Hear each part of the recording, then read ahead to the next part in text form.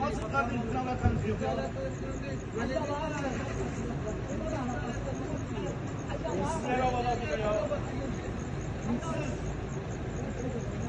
Hadi abi.